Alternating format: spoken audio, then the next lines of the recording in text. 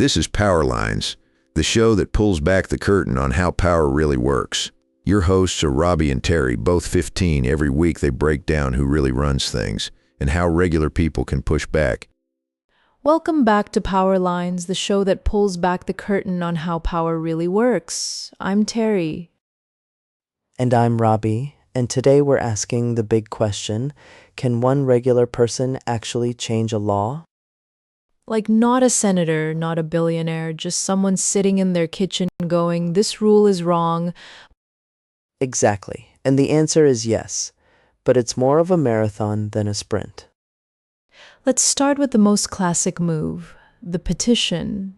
You collect signatures, you show up, you make noise.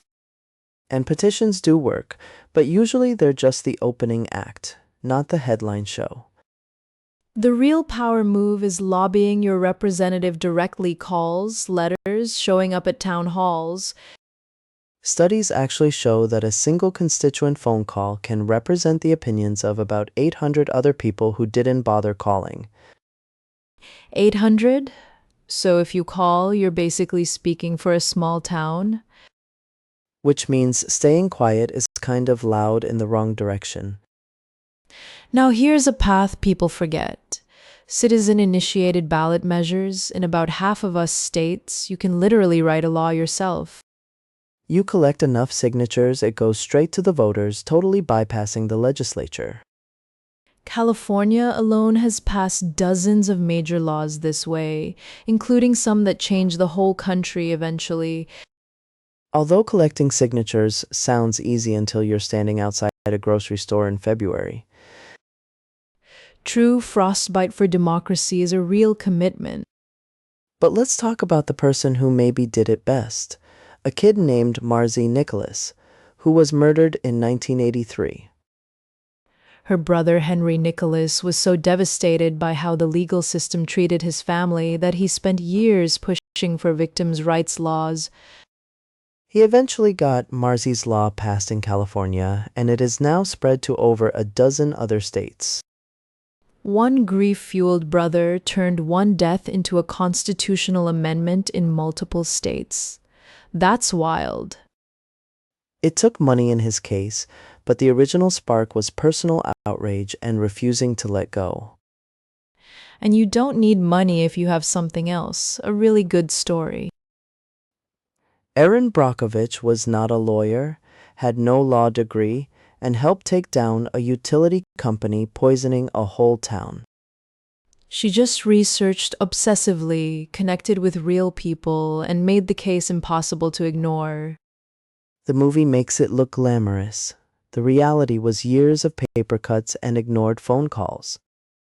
Speaking of ignored, most legislative change actually starts with someone being told no like 30 times first. The Americans with Disabilities Act was shaped hugely by disability advocates who literally crawled up the steps of the Capitol building to make their point visual. That image went everywhere, and the bill passed in 1990. Sometimes the most powerful thing is making injustice impossible to look away from. So what are the actual levers? Petition, contact your rep, ballot initiative, litigation, protest, and media attention. And litigation is underrated. One lawsuit with the right plaintiff can overturn a law entirely. Brown versus Board of Education started with one family and a few determined lawyers challenging something that felt unmovable. And it moved. The sneaky thing about power is it often looks stable until suddenly it isn't. Like laws feel permanent, but the average federal law is amended or updated roughly every 7 years. Nothing in government is actually carved in stone, even when it really looks like it. The main thing that stops people isn't the system being too hard, it's thinking someone else will handle it. Which is the most dangerous thought in a democracy. Spoiler, no one else is coming. So whether it's a city noise ordinance or a federal policy, the door is technically always open. You just have to knock repeatedly, loudly with friends if possible. And snacks. Never underestimate snacks at a community organizing meeting. Bottom line, one person can absolutely change a law. History is full of them, and most of their names we don't even know. Which means the next one could be anyone listening right now. See you next week on Power Lines.